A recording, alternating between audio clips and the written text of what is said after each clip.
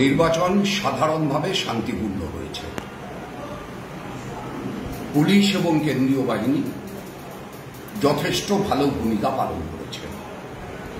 তৃণমূলী দুষ্কৃতীরা সকাল থেকেই বুথ দখলের চেষ্টায় রত ছিল, কিন্তু কেন্দ্রীয় বাহিনীর তৎপরতা, পুলিশ প্রশাসনের তৎপরতা তাদের সেই উদ্দেশ্যকে ৯৫% ব্যর্থ করে দিয়েছে।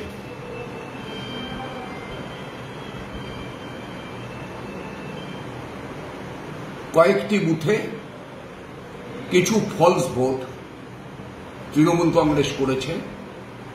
কয়েকটি বুথে আমাদের পোলিং এজেন্টরা ফলস ভোটে বাধা দেওয়ায় তাদের আক্রমণ করার হুমকি দিয়েছে। একজন পোলিং এজেন্টকে বেরোতে দেয়নি, পুলিশ তাকে বের করে নিয়ে এসেছে। একজন পোলিং এজেন্ট একটি বুথে এখনো আটকে আছেন। তার কারণ হচ্ছে সেই বুথে presiding officer ballot unit, control unit form 17 মেলাতে পারছেন না। তার লোকসভার পোল্ড ভোট, বিধানসভার পোল্ড ভোট এবং ব্যালট ইউনিট 3টে আলাদা আলাদা ফিগার আসছে। এই অবস্থায় তৃণমূল কংগ্রেস দাবি করে যে 28টি ভোট দিলে পরে মিটবে, 28টি ভোটই তৃণমূল কংগ্রেস তাদের পক্ষে দেবে, কারণ তারা একমাত্র শক্তি রাজনীতির। স্বাভাবিকভাবে আমাদের পোলিং এজেন্টরা আপত্তি করেন। এইটা করতে গিয়ে আমাকেও ডেকে পাঠানো হয়, আমিও যাই। সেখানে তৃণমূল কংগ্রেসের দুষ্কৃতীরা আরেকবার আমার উপর চড়াও হওয়ার চেষ্টা করেন, যদিও পুলিশি হস্তক্ষেপে তারা বাধাপ্রাপ্ত হন। একটি বুথে প্রায় একই রকম সমস্যা হয়, 132 নম্বর বুথ। সেখানে প্রিসাইডিং অফিসার লোকসভার মেশিন সিল করে আউট অফ ট্রেস হয়ে গেছেন, তাকে খুঁজে পাওয়া যাচ্ছে না। এই অবস্থায় বিধানসভার মেশিন সিল করার আগে অপেক্ষা হচ্ছে।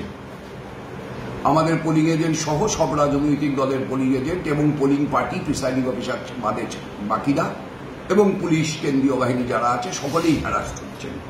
কেন প্রিসাইডিং অফিসার এটা করলেন আমি বলতে পারবো না।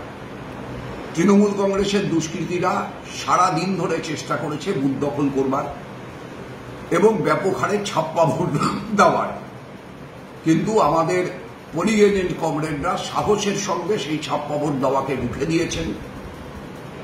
খুব বেশি হলে, আমি এখন পর্যন্ত যা হিসেব করতে পেরেছি, খুব বেশি হলে বড়নগরে 300-র কাছাকাছি ফলস ভোট ওরা করাতে পেরেছে।